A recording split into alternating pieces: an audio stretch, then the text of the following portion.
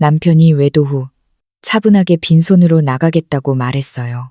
그는 돈을 탐하는 것이 아니라고 했죠. 저는 돌아섰고 비서에게 카드 정지, 약 공급 중단, 문 잠금 장치 교체를 지시했습니다. 저는 김서연, 올해 38세이고 남편 이민준과 결혼한 지 12년 되었습니다. 오늘 밤은 원래 인근 도시에서 열리는 업계 정상회담에 참석할 예정이었는데 주최 측에서 갑자기 행사가 취소되었다고 통보했어요. 저는 이민준에게 미리 말하지 않고 바로 기사님께 집으로 데려다 달라고 했습니다.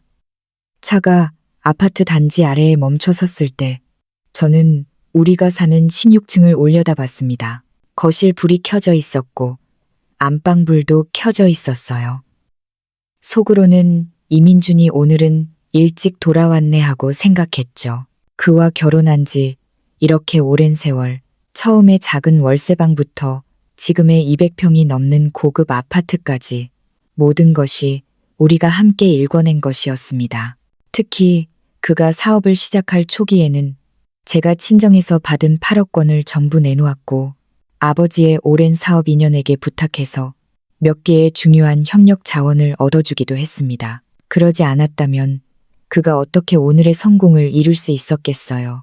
엘리베이터가 올라가는 동안 저는 아래층 과일 가게에 들러 그가 좋아하는 딸기를 샀습니다. 일찍 돌아왔으니 그와 함께 맛있는 저녁 식사를 해야겠다고 생각했죠. 하지만 제가 열쇠로 현관문을 열었을 때 현관에 놓인 분홍색 하이힐 한 켤레가 순식간에 제 온몸에 피를 차갑게 식혔습니다. 저 신발은 제 것이 아니었어요. 저는 한 번도 저런 눈에 띄는 색깔의 신발을 신은 적이 없었으니까요. 게다가 거실 소파 위에는 여성용 슬립 원피스와 남성용 셔츠 한 벌이 던져져 있었습니다. 그 셔츠는 이민준이 아침에 집을 나설 때 입었던 바로 그 옷이었죠. 안방에서 들려오는 소리는 마치 무딘 칼날처럼 제 심장을 한 조각씩 찢어발기는 듯했습니다. 저는 소리치거나 따지러 달려 들어가지 않았습니다. 그저 현관에 선 채 손에 들고 있던 딸기 상자를 쥐어 터뜨려 모양이 일그러졌습니다. 얼마나 오래 서 있었는지 모르겠습니다. 안방문이 열리고 이민준이 잠옷 차림으로 걸어 나올 때까지요. 그는 저를 보자마자 잠시 굳어버렸고 그의 눈빛에는 한 줄기 당황함이 스쳤지만 이내 곧 평정을 되찾았습니다. 심지어는 조금의 미안함조차 찾아볼 수 없었습니다. 뒤이어 한 젊은 여자가 따라 나왔는데 이민준의 흰색 티셔츠를 입고 있었고 티셔츠의 밑단은 허벅지까지 겨우 가려졌으며 머리카락은 축축하게 젖어 있었습니다. 저를 보자 그녀의 얼굴에는 약간의 우쭐거림과 함께 도발적인 기색이 역력했습니다. 이민준은 두 걸음 앞으로 나서서 그 여자의 앞을 가로막고 입을 열었습니다. 김서연, 당신이 봤으니 이제 더 이상 숨길 필요 없겠군. 나와 하늘이는 진심으로 사랑하는 사이야. 우리 이혼하자. 저는 그의 익숙한 얼굴을 바라보며 낯설고 섬뜩하다는 생각밖에 들지 않았습니다. 목소리가 떨렸지만 애써 침착함을 유지하며 물었습니다. 진심으로 사랑하는 사이? 이민준, 우리 12년의 세월은 당신 눈에 그렇게 아무것도 아니었니? 그리고 당신 어머니는 어떻게 말씀드릴 건데 어머니의 병은 전적으로 수입약에 의존해야만 유지될 수 있잖아. 그 약들은 모두 제가 사람을 써서 해외에서 구해오는 것들이야. 당신은 내가 없으면 어머니가 얼마나 버틸 수 있을 거라고 생각해? 어머니 이야기가 나오자 이민준의 눈빛이 흔들렸지만 이내 곧 마음을 굳게 먹었습니다. 어머니 일은 내가 알아서 처리할 테니 당신은 신경 쓰지 마. 재산은 내가 빈손으로 나가겠어. 집, 차, 그리고 회사 지분까지 모두 당신에게 줄게. 하늘이는 내 돈을 보고 만나는 게 아니야. 내 사람 자체를 보고 만나는 거라고. 빈손으로 나가겠다고. 저는 참을 수 없이 비웃음을 터뜨렸고 그 웃음 속에는 온통 조롱이 가득했습니다. 이민준, 당신은 내가 바보인 줄 아나 봐. 당신 명의로 된 재산이 얼마나 된다고 생각하는 거야. 회사 지분의 70%는 내 것이야. 이건 우리가 처음에 계약서에 서명한 내용인데 벌써 잊었니? 이 아파트는 등기부등본에 내 이름이 쓰여 있어. 첫 계약금은 친정에서 나왔고 대출금도 내가 내 월급으로 갚았어. 당신이랑 무슨 상관이야? 당신이 말하는 빈손으로 나가겠다는 건 그저 말뿐이야. 당신은 애초에 빈손으로 나갈 재산조차 없다고. 이민준의 얼굴색이 드디어 변했습니다. 제가 이렇게 직설적으로 말할 줄은 상상도 못했던 모양입니다. 하늘이라는 그 여자의 얼굴에 떠올랐던 우쭐거림도 굳어버렸습니다. 그녀 역시 이 사실들을 전혀 몰랐던 것이 분명했습니다. 저는 더 이상 그들과 쓸데없는 말을 하고 싶지 않았습니다. 이민준을 바라보며 말했습니다.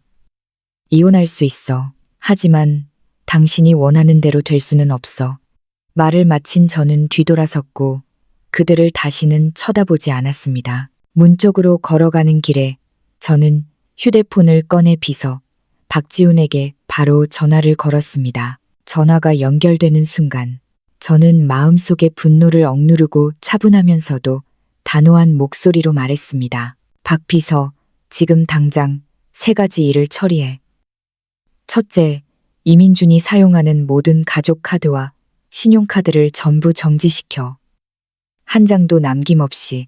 둘째, 그의 어머니가 복용 중인 수입 특효약 공급을 즉시 중단해. 누가 와서 찾아도 절대 주지 마. 셋째, 최고의 열쇠공을 수배해서 지금 당장 우리 집의 모든 문 잠금 장치를 교체해. 교체가 끝나면 새 열쇠는 내 회사로 가져와. 박 비서는 전화 저편에서 잠시 멍하니 있었는데 제가 갑자기 이런 명령을 내릴 줄은 예상치 못했던 모양입니다. 하지만 그는 즉시 대답했습니다.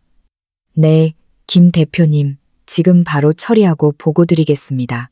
전화를 끄는 저는 건물 아래의 차가운 바람 속에 서서 깊은 숨을 들이켰습니다. 마침내 참아왔던 눈물이 뚝뚝 떨어졌습니다. 슬퍼서가 아니었습니다. 그 오랜 세월 동안 헌신했던 제 모든 노력이 결국 이런 배신으로 돌아왔다는 사실 때문이었습니다. 이민준은 자신이 빈손으로 나가겠다고 하면 대단한 희생이라도 하는 줄 알았을 것이고 그 여자가 돈을 탐하지 않는다고 하면 아주 고상한 사람인 줄 착각했겠죠. 저는 기어이 그에게 제가 겪은 배신의 대가가 빈손으로 나가겠다는 그의 한마디로 상쇄될 수 없다는 것을 보여줄 작정이었습니다. 기사님이 제 모습을 보더니 서둘러 차에서 내려 물티슈를 건네며 물었습니다. 김 대표님, 괜찮으십니까? 먼저 회사로 모셔다 드릴까요? 저는 눈물을 닦고 고개를 저었습니다. 목소리는 평소의 냉정을 되찾았습니다. 회사로 갈 필요 없어요. 그리고 방금 산 딸기는 버려요. 보기만 해도 역겨우니까. 차는 다시 출발하여 아파트 단지를 빠져나갔습니다.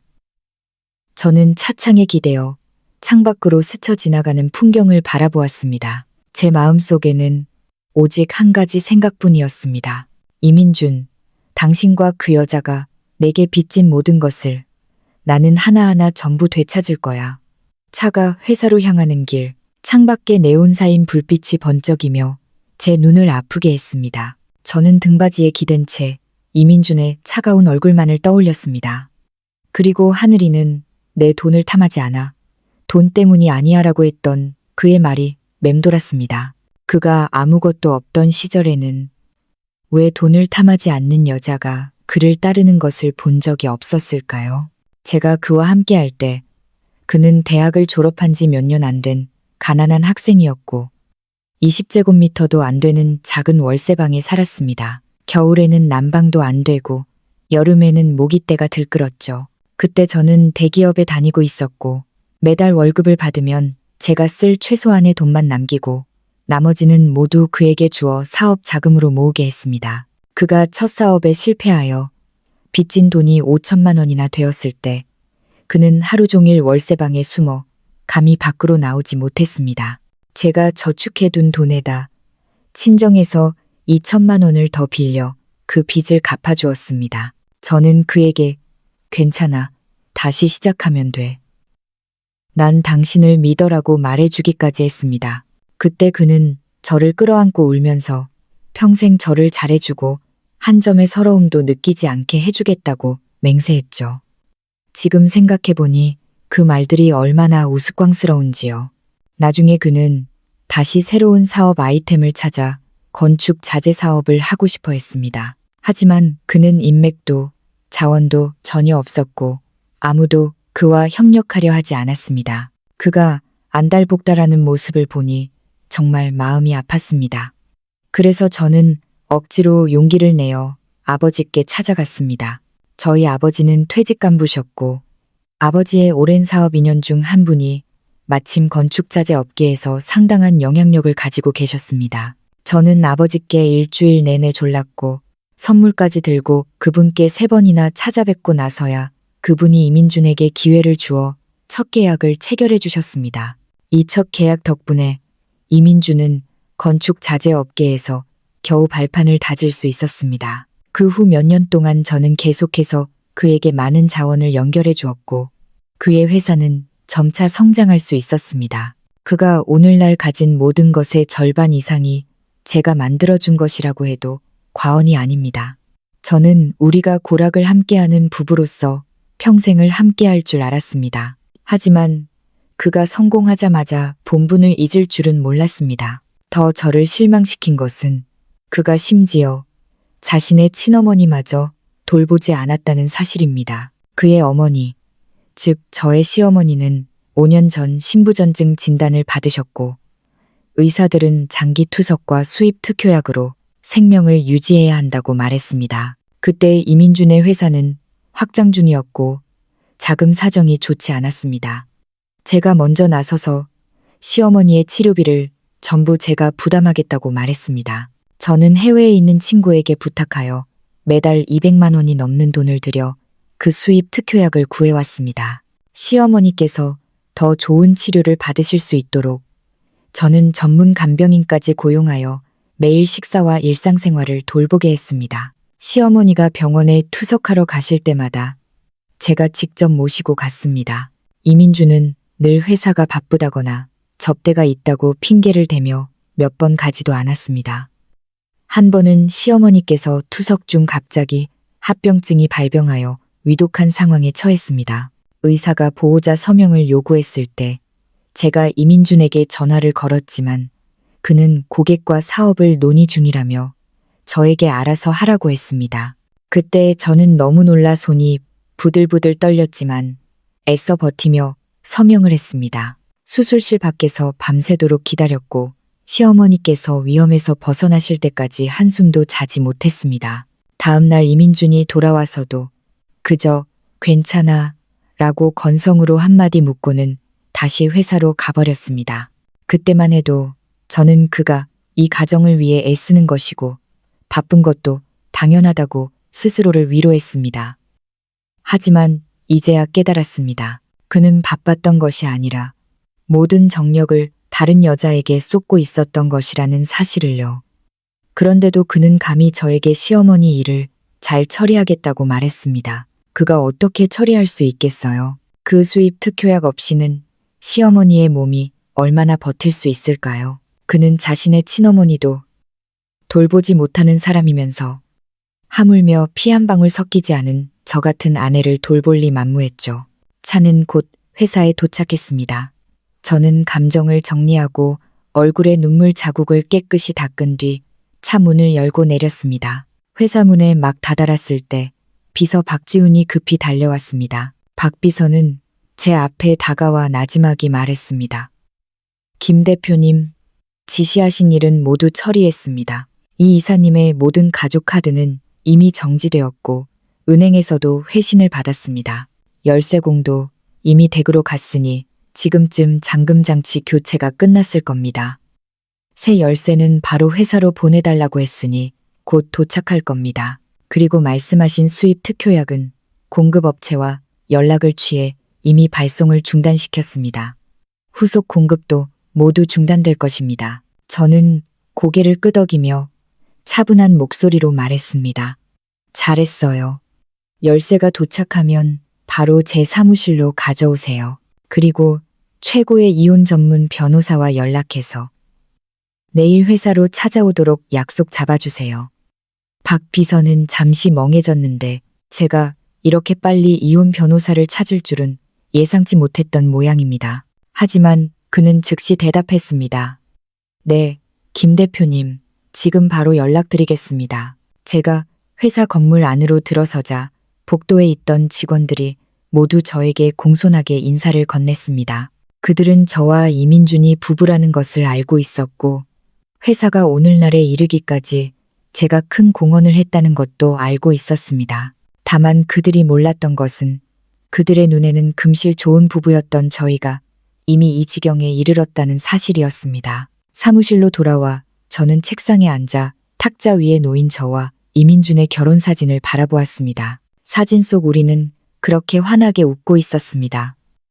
그때 그의 눈에는 온통 저뿐이었는데 이제는 모든 것이 변했습니다. 저는 사진을 들어 힘껏 바닥에 내던졌습니다. 유리는 산산조각이나 바닥에 흩어졌습니다. 마치 우리 사이의 감정처럼 다시는 회복할 수 없게 되어버린 것이죠. 결혼 사진이 깨지는 순간 마음속에 맺혔던 응어리가 조금이나마 풀리는 듯했지만 그보다 더 큰 것은 무감각함이었습니다. 저는 비서를 불러 바닥에 흩어진 파편들을 치우게 하고 저 자신은 다시 책상에 앉아 컴퓨터를 켜고 업무를 처리하기 시작했습니다. 이럴 때일수록 저는 흔들려서는 안 되었습니다. 회사는 제가 이민준을 도와 한 손으로 일으켜 세운 것이었고 제 자존심이자 버팀목이었습니다. 절대로 이런 일 때문에 무너질 수는 없었습니다. 몇 가지 긴급한 서류를 처리하고 나니 창밖은 이미 완전히 어두워져 있었습니다. 박 비서가 새로 맞춘 집 열쇠를 가져왔는데 총 5개가 빨간색 열쇠고리에 꿰어져 있었습니다. 그는 또한 변호사 연락처도 가져왔는데 내일 오전 10시에 변호사가 회사로 정시에 도착하도록 약속을 잡았다고 했습니다. 저는 열쇠를 잘 챙겨 넣고 박 비서에게 퇴근하라고 막 말하려던 참에 제 휴대폰이 울렸습니다. 발신자 표시는 이민준이었습니다. 저는 화면을 몇 초간 응시하다가 전화를 받았습니다. 목소리는 마치 낯선 사람과 이야기하는 것처럼 담담했습니다. 전화 저편에서는 분노를 억누르는 이민준의 목소리가 들려왔습니다. 김서연, 이게 무슨 뜻이야? 내 카드들이 왜 다 안 되는 거야? 은행에서 정지됐다고 하던데 당신 짓이지? 저는 의자 등받이에 기댄 채 손가락으로 탁자를 가볍게 두드리며 유유히 말했습니다. 제가 박 비서에게 시킨 겁니다. 왜요? 그 카드들은 원래 제 가족 카드였어요. 제가 정지시키고 싶으면 정지시키는 거지. 무슨 문제라도 있나요? 이민준은 전화 속에서 으르렁거렸습니다. 김서연, 너무 심한 거 아니야? 우리 아직 이혼한 것도 아니잖아. 당신이 무슨 권리로 내 카드를 정지시켜. 오늘 밤 하늘이랑 밥 먹으러 나갔는데 계산할 때 카드가 안 돼서 내가 얼마나 망신당한 줄 알아? 망신? 저는 비웃음을 터뜨렸습니다. 이민준, 당신이 다른 여자를 우리 집에 데려왔을 때는 내가 망신당할 생각은 안 했어. 당신이 그 여자랑 우리 침대에서 놀아났을 때는 우리가 아직 이혼하지 않았다는 생각은 안 했냐고? 제 말에 이민준은 몇 초간 침묵했습니다. 이내 그의 목소리는 조금 누그러졌지만 짜증이 섞여 있었습니다. 이 일은 내가 당신에게 미안해. 하지만 이미 말했잖아. 내가 빈손으로 나갈 거고 모든 것을 당신에게 남겨두겠다고. 그러니 지금 당장 카드 정지를 풀어줘. 우리가 좋게 이혼 문제를 상의하자고. 이렇게 추하게 만들지 말고. 저는 그에게 되물었습니다. 제가 이렇게 추하게 만들고 싶어서 이러는 것 같아? 그리고 빈손으로 나가겠다는 말은 꺼내지도 마. 당신은 그럴 자격 없어. 당신은 집과 회사 지분이 모두 당신 것이라고 생각하는 거야? 솔직히 말해서 이 아파트 계약금은 친정에서 냈고 등기부등본은 내 이름으로 되어 있어.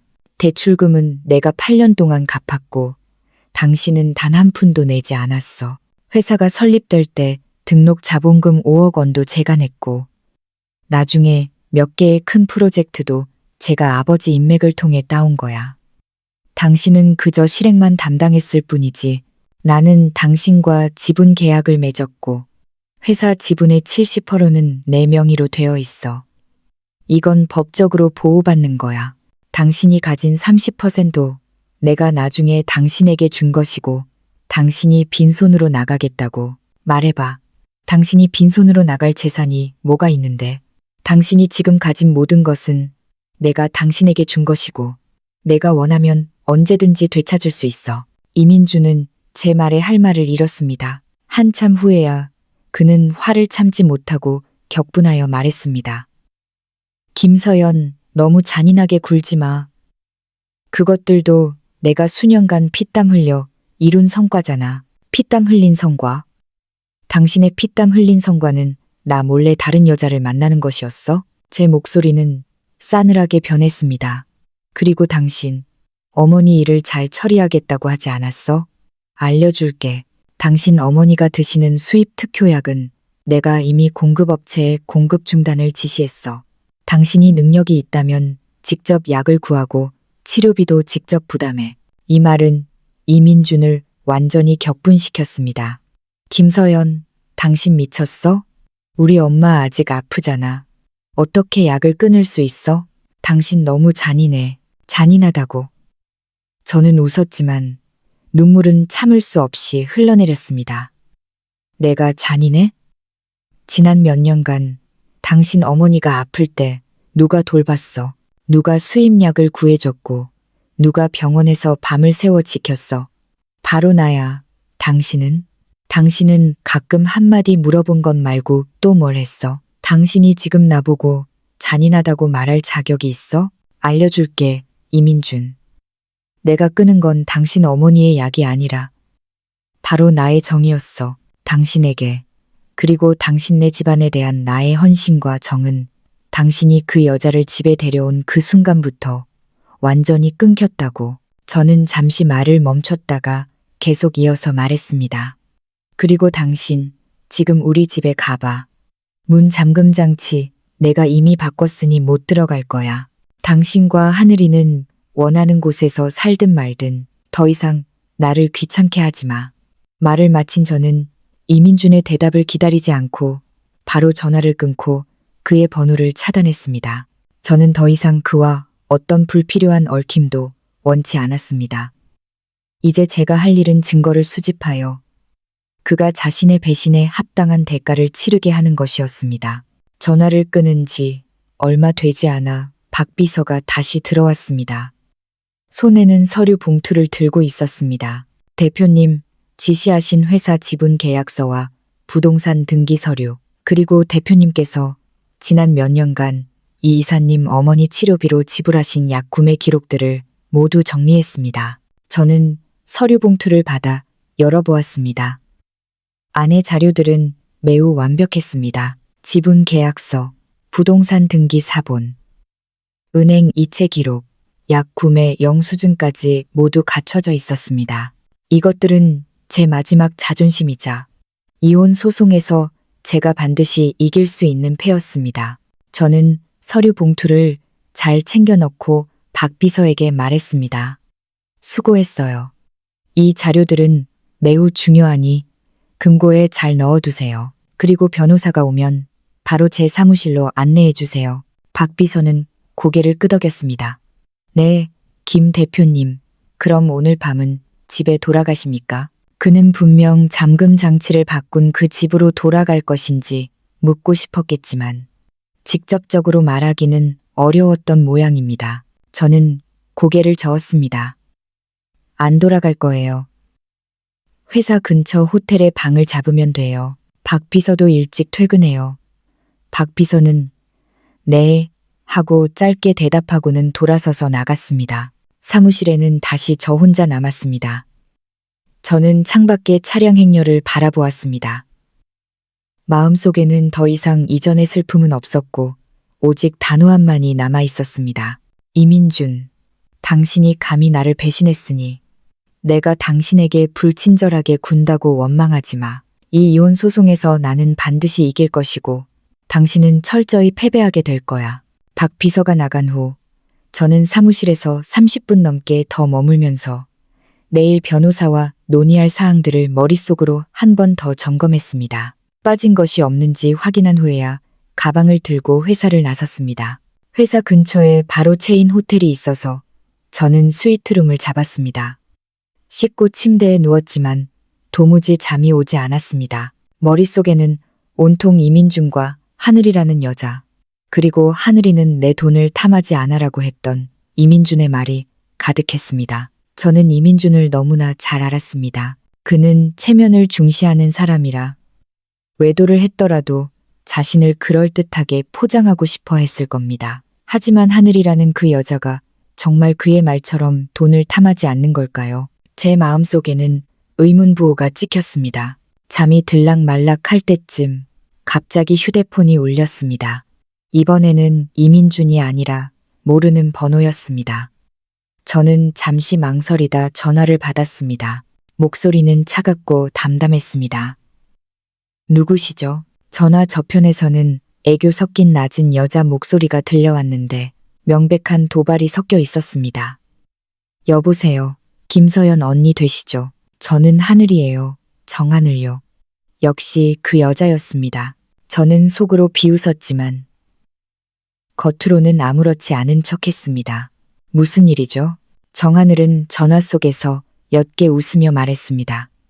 김서연 언니, 그냥 언니랑 얘기 좀 하고 싶어서요. 저랑 민준 오빠 일에 대해서요. 언니가 지금 많이 화나셨을 거 알아요. 하지만 저는 언니에게 말하고 싶어요. 저랑 민준 오빠는 진심으로 사랑하는 사이라는 걸요. 우리는 만난 지 벌써 1년이 넘었어요. 오빠는 이미 언니를 사랑하지 않아요. 1년이 넘었다고. 제 심장이 쿵하고 내려앉았습니다. 그들이 이렇게 오래 만났는데 저는 전혀 눈치채지 못했던 것입니다. 저는 마음속의 파동을 억누르고 유유히 말했습니다. 당신들이 진심으로 사랑하든 말든 그건 저와 상관없는 일이에요. 저와 이민주는 지금 이혼 절차를 밟고 있어요. 그가 내게 빚진 모든 것을 나는 하나하나 되찾을 겁니다. 이혼 절차를 밟는다고요? 정하늘의 목소리에는 약간의 우쭐거림이 섞여 있었습니다. 김서연 언니, 이제 그만 저항하세요. 민준 오빠가 이미 저에게 말했어요. 자기가 빈손으로 나가고 모든 것을 언니에게 남겨두겠다고요. 하지만 언니도 너무 욕심부리지 말고 빨리 오빠랑 이혼 수속을 마무리해서 저랑 오빠의 결혼을 방해하지 마세요. 빈손으로 나가겠다고? 저는 일부러 놀란 척 물었습니다. 그가 당신에게 빈손으로 나가겠다고 말했어? 정하늘, 물어볼게. 우리 집 아파트가 누구 명의로 되어 있는지 알아? 회사 지분은 어떻게 나뉘어 있는지 알고 있어? 정하늘은 잠시 멈칫하더니 말했습니다. 아파트는 그냥 두 분 공동 명의의 재산 아니에요. 회사도 두 분이 함께 창업한 거니까 지분도 당연히 반반이겠죠. 민준 오빠가 말했어요. 그런 것들은 다 필요 없고 언니에게 남겨주겠다고. 오빠는 저만 있으면 된다고 했어요. 저는 참을 수 없이 웃음을 터뜨렸습니다. 정하늘, 당신은 아직 너무 어려. 우리 집 아파트는 등기부 등본에 내 이름이 쓰여 있어. 계약금은 친정에서 나왔고 대출금도 내가 직접 갚았어. 이민준과는 아무런 상관도 없어. 회사 지분 70%는 내 명의로 되어 있고 30%는 내가 나중에 그에게 준 거야. 그가 말하는 빈손으로 나가겠다는 건 그저 우스운 이야기일 뿐이야. 왜냐하면 그는 애초에 빈손으로 나갈 재산조차 없으니까. 전화 저편의 정하늘은 침묵했습니다. 한참 후에야 그녀는 말했습니다. 그럴 리 없어요. 민준 오빠는 저에게 그렇게 말하지 않았어요. 오빠는 자기 명의로 된 아파트가 몇 채나 있고 회사도 자기가 직접 키웠다고 했어요. 그가 어떻게 아무것도 없을 수 있어요? 그가 당신에게 말한 걸? 제 목소리에는 비웃음이 섞여 있었습니다. 그가 말한 걸 당신은 믿는다고? 이민주는 가장 잘 속이는 사람이야. 혹시 그가 나를 강압적인 여자라고 자기를 억압했다고 말했니?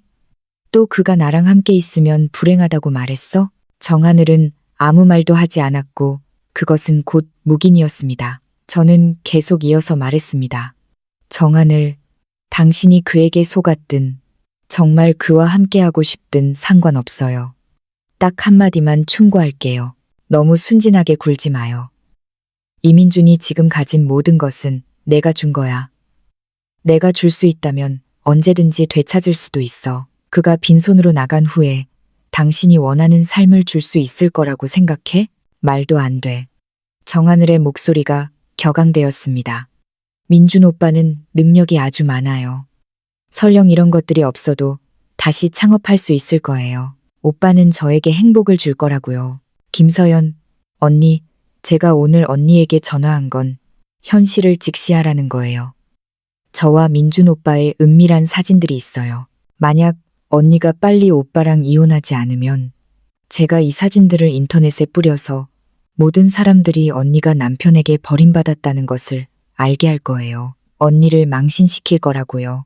저를 협박하는 건가요? 제 마음속에서 불길이 확 치솟았지만 저는 분노를 억누르며 말했습니다. 당신이 올리고 싶으면 올려요. 저는 상관없어요. 하지만 한 가지 알려줄게요. 당신이 그 사진들을 올리면 상처받는 건 저뿐만이 아니에요. 이민준도 마찬가지죠. 그는 지금 회사의 부사장이에요. 만약 그 사진들이 퍼진다면 회사의 명성에 큰 타격이 갈 거예요. 그때 가서 그가 직장을 지킬 수 있을지조차 장담할 수 없을 텐데 정말 그렇게 할 건가요? 정하늘은 이 점을 미처 생각하지 못했던 모양입니다. 그녀의 목소리는 주저하는 기색으로 변했습니다. 저는 그저 언니가 빨리 이혼했으면 좋겠어요. 이혼할 수 있어요. 하지만 지금은 아니에요. 그리고 당신들이 원하는 대로도 아니고요. 저는 단호한 목소리로 말했습니다. 정하늘, 물어볼게. 이민준이 당신에게 아파트도 사주고 차도 사주지 않았어? 저도 갑자기 떠오른 생각이었습니다. 이민준은 지난 1년여 동안 회식이나 접대 핑계로 적지 않은 돈을 썼습니다. 전에는 신경 쓰지 않았지만 지금 생각해보니 그 돈들이 정하늘에게 쓰였을 가능성이 매우 높았습니다. 정하늘의 목소리에 당황한 기색이 역력했습니다. 어떻게 아셨어요? 역시나였습니다. 저는 속으로 확신을 얻고 말했습니다. 제가 어떻게 알았는지는 신경 쓸 필요 없어요. 알려줄게요. 그 돈들은 모두 우리 부부의 공동재산이에요. 이민준이 제 동의 없이 당신에게 물건을 사준 것이니 저는 그것들을 되찾을 권리가 있어요. 당신이 현명하다면 빨리 그 물건들을 저에게 돌려줘요. 그러지 않으면 당신까지 함께 고소할 거예요. 감히 정하늘의 목소리에는 울음기가 섞여 있었습니다. 그것들은 민준 오빠가 자발적으로 제게 준 거예요. 제 물건인데 제가 왜 언니에게 돌려줘야 하는데요? 자발적으로 줬다고 저는 비웃음을 날렸습니다. 부부 공동재산은 한쪽이 마음대로 처분할 권리가 없어요. 설령 그가 자발적으로 준 것이라도 무효라고요. 정하늘, 당신이 문제를 만들고 싶지 않다면 순순히 그 물건들을 내놔요. 그러지 않으면 당신은 돈도 잃고 사람도 잃을 뿐만 아니라 법적 책임까지 지게 될 겁니다. 말을 마친 저는 정하늘의 대답을 기다리지 않고 바로 전화를 끊었습니다. 전화를 끊자마자 저는 박 비서에게 메시지를 보냈습니다. 이민준의 최근 1년간 소비 기록, 특히 고액 지출을 조사하고 정하늘에게 아파트나 차를 사준 기록이 있는지 중점적으로 확인하라고 지시했습니다. 박 비서는 곧바로 네, 김 대표님. 지금 바로 조사해서 내일 아침에 보고 드리겠습니다. 라고 답장했습니다. 저는 휴대폰을 내려놓으며 마음속의 짐을 절반쯤 덜어냈습니다. 이민준이 말했던 빈손으로 나가겠다는 것, 돈을 탐하지 않는다는 것, 모두 거짓이었던 것입니다. 그는 이미 몰래 부부 공동재산을 정하늘에게 빼돌리고 있었습니다. 다행히 제가 제때 알아차렸지. 아니었으면 정말 큰 손해를 볼 뻔했습니다. 그날 밤 저는 여전히 제대로 잠들지 못했지만 마음속으로는 더욱 확고해졌습니다. 이민준과 정하늘, 한 명은 저를 배신했고 다른 한 명은 제 것을 빼앗으려 했습니다. 둘 다 편안할 생각은 꿈도 꾸지 못하게 할 작정이었습니다. 내일 변호사가 오면 제가 할 첫 번째 일은 변호사에게 이민준이 재산을 빼돌린 증거를 수집하게 하는 것이고, 그 다음에는 그들을 고소하여 그들의 행동에 대한 대가를 치르게 하는 것이었습니다. 다음 날 아침 일찍 저는 씻고 바로 회사로 향했습니다. 사무실에 막 도착했을 때 박 비서가 자료 뭉치를 들고 들어왔는데 얼굴에는 다소 비장한 기색이 역력했습니다. 김 대표님, 이건 제가 조사한 이 이사님의 최근 1년간 소비 기록입니다. 그리고 대표님께서 확인하라고 하신 부동산 및 차량 정보도 모두 여기에 있습니다. 저는 자료를 받아 빠르게 훑어보았습니다. 과연 이민준의 최근 1년간 고액 지출이 유난히 많았습니다. 그중 8억 원짜리 이체 내역이 있었는데 송금 메모에는 아파트 구매라고 적혀 있었습니다. 또 다른 2억 원짜리 지출은 자동차 4S 매장에서 발생했으며 BMW 승용차를 구매한 것으로 차량 소유주 등록 역시 정하늘의 이름으로 되어 있었습니다. 그 외에도 수많은 레스토랑, 호텔, 명품 매장의 소비 기록이 있었습니다. 모두 그가 정하늘을 데리고 가서 쓴 돈인 것이 분명했습니다. 저는 볼수록 화가 치밀었습니다. 이 모든 돈이 우리 부부의 공동재산인데 그가 뻔뻔하게도 제3자에게 줘버린 것입니다. 저는 자료를 탁자 위에 내던지고 몇 번 심호흡을 한 후에야 마음속의 분노를 가라앉혔습니다. 이 자료들 모두 잘 정리해둬요. 이따 변호사가 오면 함께 넘겨주세요. 박 비서는 고개를 끄덕였습니다. 네, 김 대표님. 참, 제가 오면서 들었는데 회사 건물 아래에서 어떤 할머니가 소란을 피우고 계시답니다. 대표님을 찾으시는 것 같던데 아무래도 이 이사님 어머니인 것 같습니다. 제 심장이 쿵 하고 내려앉았지만 약 공급 중단 때문일 것이라는 것을 직감했습니다. 저는 비웃음을 날리며 말했습니다. 올라오라고 해요.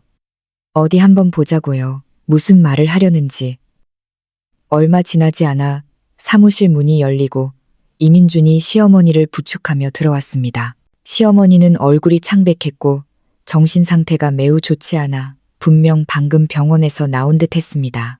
저를 보자마자 시어머니는 이민준의 손을 뿌리치고 제 책상 앞으로 달려와 제 코앞에 손가락질하며 퍼부었습니다. 김서연, 너 같은 독한 계집애. 어떻게 내 약을 끊을 수 있어? 나를 죽이려고 작정한 거야? 그녀의 목소리는 매우 커서 밖의 직원들이 모두 사무실 안을 기웃거리게 만들었습니다. 이민준은 굳은 얼굴로 서 있었지만 아무 말도 하지 않았습니다. 분명 시어머니가 자신 대신 나서주기를 바랐던 것입니다. 저는 자리에서 일어나 시어머니를 차갑게 바라보았습니다. 어머니, 일단 진정하세요. 제가 왜 어머니 약을 끊었는지요. 그건 어머니의 좋은 아들에게 물어봐야죠. 뭘 물어봐? 시어머니는 저를 노려보며 말했습니다. 내 아들이 뭐가 어쨌다고? 내게 그렇게 잘해주고 돈 벌어 먹여 살리는데 내가 감히 그에게, 나에게 이렇게 대하는 거야?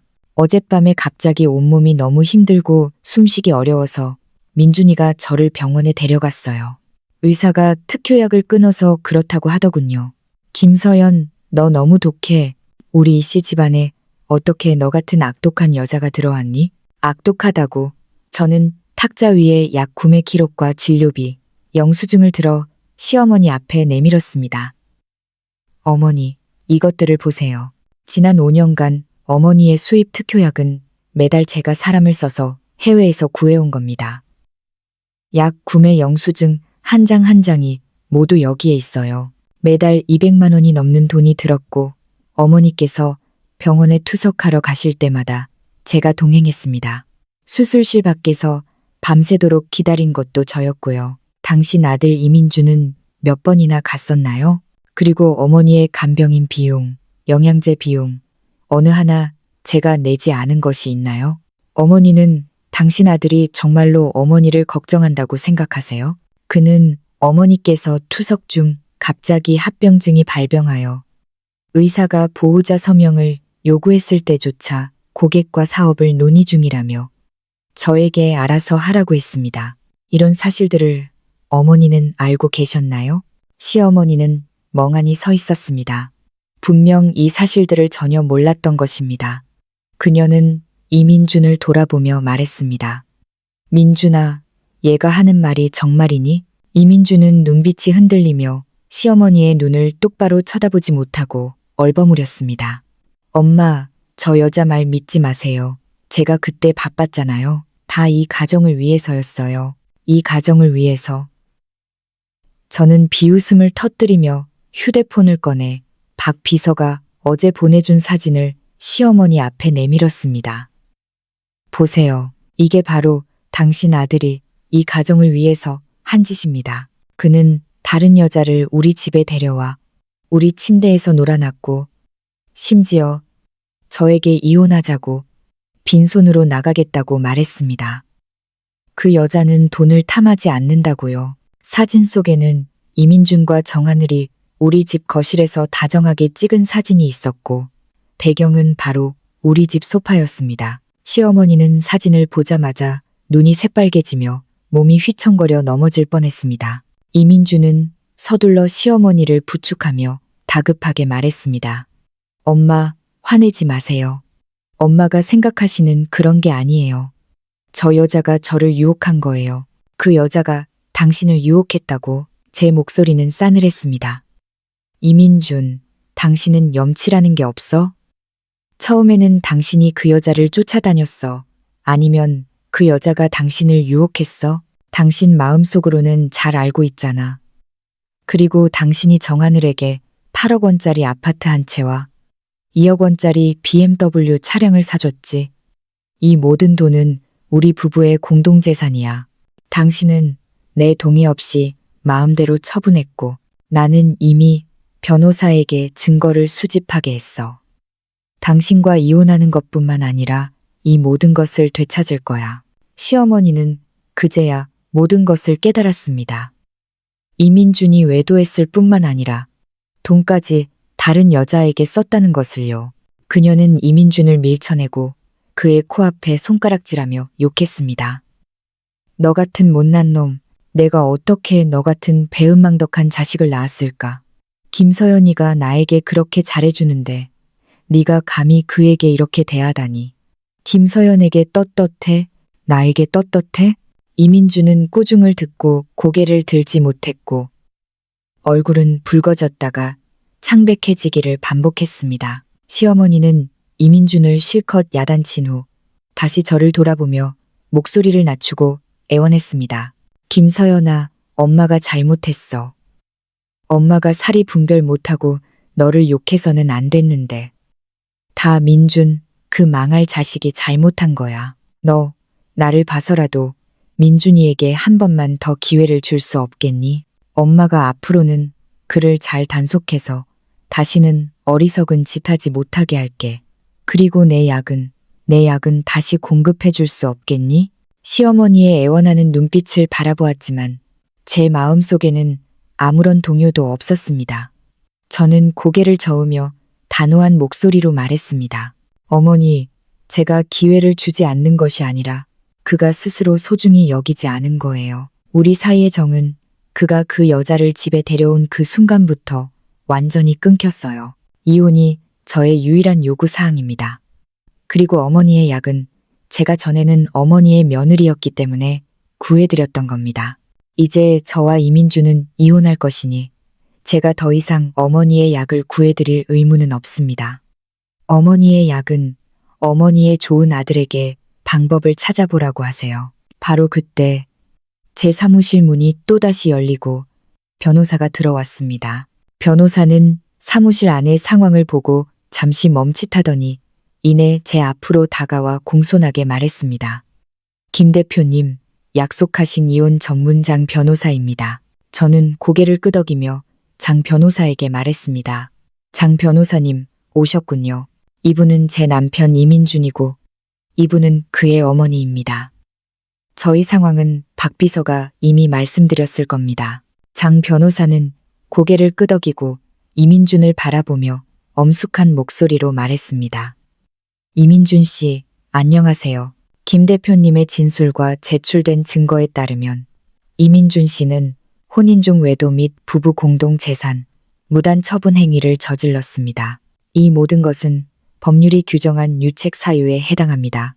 만약 양측이 이혼에 합의하지 못한다면 김 대표님은 법원에 소송을 제기하여 이민준 씨와의 이혼 및 법정 공동 재산 분할을 청구할 것이며 동시에 이민준 씨에게 상응하는 유책 책임을 부담할 것을 요구할 것입니다. 이민준은 장 변호사의 말을 듣고 얼굴색이 완전히 변했습니다. 그는 저를 바라보았고 그의 눈빛에는 공포와 후회가 가득했습니다. 김서연, 내가 잘못했어. 정말 잘못했어. 한 번만 더 기회를 줘. 우리 이혼하지 말자. 응, 저는 그를 차가운 눈빛으로 바라보았습니다. 이민준, 너무 늦었어. 지금 무슨 말을 해도 소용없어. 우리는 법정에서 보자. 이민준이 또 무슨 말을 하려 했지만 제가 차갑게 말을 잘랐습니다. 더 이상 헛수고하지 마. 나는 이미 결심했어. 장 변호사님, 우리 안쪽 휴게실로 가서 얘기하죠. 여기는 불편하네요. 장 변호사는 고개를 끄덕였습니다. 저는 탁자 위에 자료를 들고 돌아서서 휴게실로 향했고 이민준과 시어머니는 아예 쳐다보지도 않았습니다. 이민준은 다급하게 따라오려 했지만 박 비서가 막아섰습니다. 이 이사님, 김 대표님과 변호사님께서 정식으로 논의하실 일이 있습니다. 이모님 모시고 먼저 돌아가시는 게 좋겠습니다. 휴게실 안에서 저는 이민준의 소비 기록, 정하늘에게 아파트와 차를 사준 증빙 자료, 그리고 그와 정하늘의 은밀한 사진들을 포함한 모든 자료를 변호사에게 건넸습니다. 장 변호사는 자료를 꼼꼼히 훑어보며 때때로 고개를 끄덕였고 노트북을 꺼내 중요한 정보들을 기록했습니다. 약 30분 정도 지나서야 장 변호사는 자료를 내려놓고 저를 올려다보며 말했습니다. 김 대표님, 이 자료들은 매우 중요합니다. 이미 이민준 씨가 혼인 중 외도 및 부부 공동재산, 무단 처분 행위를 저질렀다는 것을 충분히 증명할 수 있습니다. 하지만 만일의 경우에 대비하여 우리는 더 포괄적인 자산 조사가 필요합니다. 저는 물었습니다. 장 변호사님, 구체적으로 어떤 부분을 조사해야 할까요? 장 변호사가 말했습니다. 우선 이민준 씨 명의의 은행 계좌를 확인하여 우리가 이미 확보한 소비 기록 외에 다른 고액 이체나 은닉된 예금이 있는지 파악해야 합니다. 다음으로 그가 다른 사람의 명의, 예를 들어 친척, 친구 또는 정하늘의 명의로 다른 부동산, 차량을 구매했거나 다른 회사 지분을 보유하고 있는지 조사해야 합니다. 또한 회사의 재무 상태를 조사하여 그가 직위를 이용하여 회사 자금을 횡령했거나 부정한 방법으로 회사 자산을 빼돌렸는지도 확인해야 합니다. 저는 고개를 끄덕였습니다. 이 모든 것을 장 변호사님께 부탁드려야겠네요. 아무리 많은 돈이 들더라도 저는 모든 것을 명확히 밝혀야 합니다. 그가 우리 공동 재산을 가지고 다른 여자와 유유자적하게 살도록 내버려 둘 수는 없어요. 안심하세요. 이것은 제 직무입니다. 장 변호사는 말했습니다. 전문 재무 인력과 조사 인력을 최대한 빨리 배치하여 이민준 씨의 자산 상태를 전면적으로 조사할 것입니다. 이후 어떤 진전이든 가장 먼저 대표님께 보고드리겠습니다. 장 변호사와 이야기를 마치고 나니 이미 정오가 되었습니다. 저는 박 비서에게 장 변호사의 점심 식사를 준비하게 하고 저 자신은 식욕이 없어 사무실에 앉아 멍하니 있었습니다. 이민준이 다른 자산을 은닉했을 수도 있다는 생각만 하면 역겨움이 치밀었습니다. 그는 정말 갈수록 탐욕스러워지고 있었습니다. 예전에 그를 도울 때는 어째서 그가 이런 사람인 줄 알아보지 못했을까요? 오후에 박 비서가 들어와 업무 보고를 했습니다. 이민준이 시어머니를 모시고 이미 떠났다고 했습니다. 떠나기 전 이민준은 회사 건물 아래에서 제가 은혜를 모르는 독한 여자라며 고래고래 소리를 질러 많은 행인들이 구경했다고 했습니다. 박 비서가 내려가서 말리려 했지만 제가 막았습니다. 냅둬요. 그가 소란을 피우고 싶으면 피우게 해요. 소란이 커질수록 더 많은 사람이 그의 진짜 모습을 알게 될 것이고 그게 저에게 더 유리하니까요. 박 비서는 고개를 끄덕였습니다. 네, 김 대표님. 참. 방금 회사 재무이사님과 이야기했는데 이 이사님이 최근 반년 동안 여러 명목으로 회사에서 적지 않은 돈을 빌려갔다고 합니다. 프로젝트 운영 자금으로 사용한다고 했지만 구체적인 자금 흐름이 불분명하여 추가 조사가 필요할 것 같다고 합니다. 제 마음이 철렁 내려앉았습니다. 이런 일도 있었다고요. 재무이사님께 이민준의 모든 차입 기록과 관련 증빙 자료를 정리해서 장 변호사 팀에 넘겨달라고 하세요. 그들이 함께 조사하도록요. 그리고 회사 각 부서 책임자들에게도 알려서 당분간 회사의 자금 흐름과 프로젝트 진행 상황을 면밀히 주시하게 하세요. 이상 상황이 발견되면 즉시 저에게 보고하도록요. 네, 김 대표님. 지금 바로 처리하겠습니다. 박 비서는 말을 마치고 돌아서서 나갔습니다. 다음 며칠 동안 저는 회사 일상 업무를 처리하면서 장 변호사의 조사 결과를 기다렸습니다. 그 며칠 사이 이민주는 저에게 몇 번이나 전화를 걸었지만 모두 차단했습니다. 그는 또한 저에게 수많은 문자를 보냈는데 한 번은 자신이 잘못을 인정하며 용서를 빌다가 또 한 번은 제가 기어이 이혼하려 한다면 모든 것을 망가뜨려 저도 편치 못하게 할 것이라고 협박했습니다. 저는 그의 협박을 전혀 마음에 두지 않았습니다.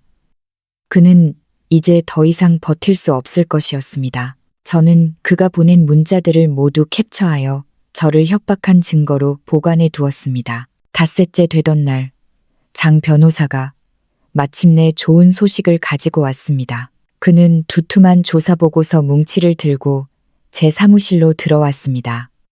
김 대표님, 저희 조사가 결과가 나왔습니다. 이민준 씨는 정하늘에게 아파트와 차를 사줬을 뿐만 아니라 외부에는 5억 원의 예금을 숨겨두었는데 그의 먼 친척 여동생 명의로 되어 있었습니다. 또한 저희는 그가 회사에서 빌린 돈 중 일부는 실제로 프로젝트 운영 자금으로 사용되었지만 약 3억 원가량은 정하늘에게 이체된 것을 확인했습니다. 저는 조사 보고서를 받아 안의 증거들을 훑어보았습니다. 은행 이체 기록, 이민준과 그의 먼 친척, 여동생과의 대화 기록, 그리고 그가 정하늘에게 돈을 이체한 증빙 자료까지 증거들은 너무나 명확하여 더 이상 의심의 여지가 없었습니다. 장 변호사는 계속 이어서 말했습니다. 그 외에도 저희는 정하늘 명의의 그 아파트가 이미 부동산 중개업소에 매물로 나와 있는 것을 확인했습니다. 아무래도 그 여자가 아파트를 팔아 돈을 챙겨 도주하려 했던 것 같습니다. 돈을 챙겨 도주? 저는 비웃음을 날렸습니다. 그녀가 너무 쉽게 생각하는군요. 장 변호사님, 이제 증거는 모두 모였습니다. 다음 단계는 어떻게 해야 할까요? 장 변호사가 말했습니다. 우리는 즉시 법원에 소송을 제기하여 이민준 씨와의 이혼을 청구하고 법정 공동재산 분할을 요청할 수 있습니다. 동시에 재산 보전 신청을 통해 이민준 씨 명의의 모든 자산을 동결할 수 있습니다. 여기에는 그가 먼 친척 여동생 명의로 숨겨둔 예금, 그리고 정하늘 명의의 아파트와 BMW 차량도 포함됩니다. 그들이 더 이상 자산을 빼돌리는 것을 막기 위해서입니다. 또한 이민준 씨가 회사 자금을 횡령하여 정하늘에게 준 것에 대해서는 회사의 명의로 이민준 씨와 정하늘을 고소하여 횡령한 자금의 반환을 요구할 수도 있습니다. 저는 고개를 끄덕이며 단호한 목소리로 말했습니다. 좋아요.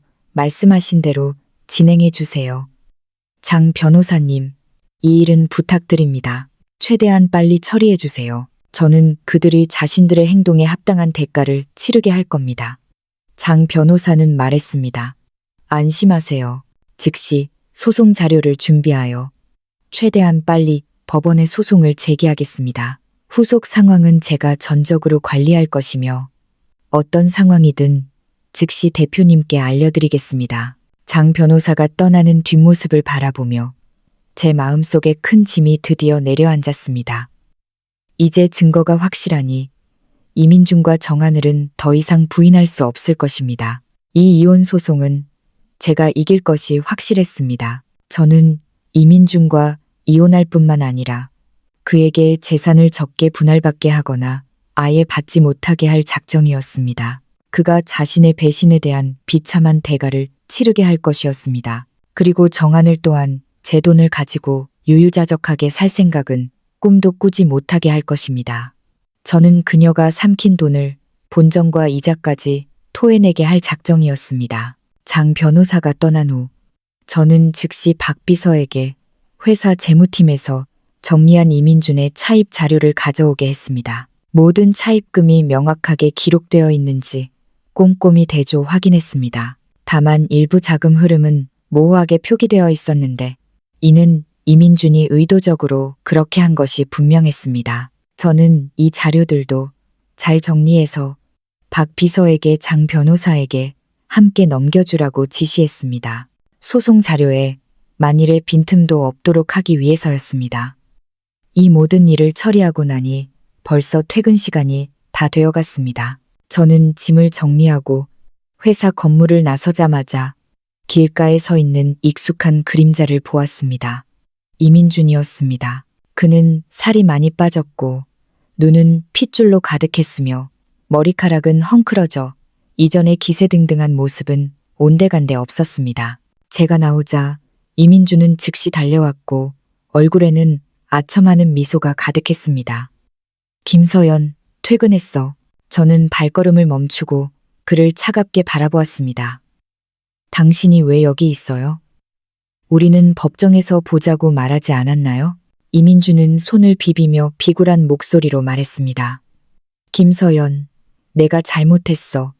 정말 잘못했어. 당신을 배신해서는 안 됐고 우리 공동 재산을 빼돌려서도 안 됐어. 한 번만 더 기회를 줄 수 없겠니? 내가 정하늘에게 준 아파트와 차도 모두 되찾아오고 숨겨둔 예금도 꺼낼게. 우리 다시 시작하자.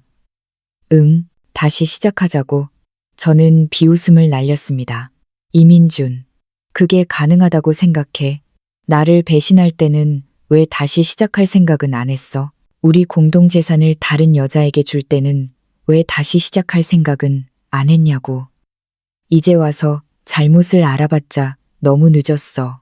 이민준의 얼굴색은 더욱더 굳어졌습니다. 그는 한 걸음 앞으로 다가와 제 손을 잡으려 했지만 제가 피했습니다. 그의 눈시울이 붉어지며 울먹이는 목소리로 말했습니다. 김서연, 나는 정말 정하늘이라는 그 여자에게 홀렸던 거야. 그 여자가 진심으로 나를 좋아한다고 생각했는데 알고 보니 그저 돈을 탐하는 여자였어. 나는 이미 그 여자랑 싸웠어. 그 여자는 아파트랑 차를 돌려주려 하지 않아. 심지어 나랑 관계를 끊고 돈을 챙겨 도주하겠다고 하더군. 제 마음이 움직였지만 저는 일부러 냉정하게 말했습니다. 당신은 그 여자가 당신 돈을 탐하지 않는다고 하지 않았어? 그런데 왜 이제 와서 그 여자가 탐욕스럽다고 말하는 거야? 그건 다 그 여자가 나를 속인 거야. 이민준이 격앙되어 말했습니다. 그 여자는 처음부터 내가 회사도 있고 아파트도 있다는 걸 알고 일부러 나에게 접근한 거야. 나를 좋아한다고 했던 말도 다 거짓이었어. 어제 내가 그 여자를 찾아가 아파트랑 차를 돌려달라고 했는데 그 여자가 하는 말이 뭔 줄 알아? 자기가 자발적으로 준 건데 왜 돌려줘야 하냐고 뻔뻔하게 말하더군. 심지어 내가 계속 강요하면 우리 관계를 회사에 폭로해서 나를 망신시킬 거라고 협박했어. 여기까지 말하더니 이민준은 주머니에서 휴대폰을 꺼내 채팅 기록을 열어 제 앞에 내밀었습니다. 김서연, 봐봐. 이게 다 그 여자랑 내가 나눈 대화 기록이야. 그 여자는 계속 나에게 물건을 요구했어. 명품 가방도, 액세서리도, 심지어 계좌 이체도 요구했어. 내가 정말 눈이 멀었지. 그 여자에게 이렇게 오랫동안 속다니. 저는 휴대폰을 받아 빠르게 채팅 기록을 훑어보았습니다. 과연 그 안에는 정하늘이 이민준에게 재물을 요구하는 내용들이 가득했고 그 어조는 교활했으며 협박까지 섞여 있었습니다. 예를 들면 민준 오빠, 새로 나온 가방 하나 마음에 드는데 2천만 원이 넘어요. 사줄 수 있죠. 안 사주면 오빠는 나를 사랑하지 않는 거예요. 민준 오빠, 내 친구들은 다 차 타고 다니는데 나도 한 대 사줘요. 안 그러면 내가 밖에 나갈 때 얼마나 망신스러운데. 민준 오빠, 1억 원만 더 이체해줘요. 우리 부모님께 아파트 한 채 사드리고 싶어. 안 그러면 부모님이 우리가 만나는 걸 허락 안 해줄 거야. 이 채팅 기록들은 정하늘의 탐욕스러운 본성을 더욱 명확하게 증명했으며 이민준이 자발적으로 그녀에게 재물을 주었다는 것도 증명했습니다. 저는 휴대폰을 이민준에게 돌려주며 차가운 목소리로 말했습니다. 그건 당신과 그 여자 사이의 일이지. 저와는 상관없어요. 이민준은 제가 미동도 하지 않자 다시 말했습니다. 김서연, 당신이 지금 나를 미워하고 정하늘도 미워한다는 걸 알아. 우리 차라리 손을 잡는 게 어때? 내게는 그 여자가 나에게 재물을 요구했던 채팅 기록이 있어. 그리고 그 여자가 돈을 챙겨 도주하려 했던 증거도 있고, 우리가 함께 그 여자를 고소해서 그 여자가 삼킨 돈을 모두 되찾아오자. 일이 끝나면 나는 아무것도 바라지 않을게. 빈손으로 나갈 테니 이번 한 번만 나를 용서해줘. 결국 그는 저와 손을 잡고 정하늘을 상대하려 했던 것입니다. 저는 속으로 비웃었습니다. 그는 이제 더 이상 갈 곳이 없으니 저를 이용할 생각밖에 없는 것이었습니다. 저는 일부러 주저하는 척하며 말했습니다. 손을 잡자고. 내가 왜 당신과 손을 잡아야 하는데? 나에게 무슨 이득이 있지? 이민주는 급히 말했습니다. 이득이 있지. 당연히 이득이 있지. 우리가 함께 그 여자의 돈을 되찾아오자. 그 돈은 원래 우리 공동재산이었잖아. 게다가 나는 법정에서 나의 모든 잘못을 인정하고 당신을 위해 증언해서 당신이 더 많은 재산을 분할받도록 도울 수 있어. 김서연, 내가 예전에 당신에게 잘못한 거 알아. 하지만 지금은 정말 잘못을 뉘우치고 있어. 한 번만 더 나를 믿어줄 수 없겠니? 응? 저는 그의 애원하는 모습을 바라보았지만 마음속에는 한 점의 동,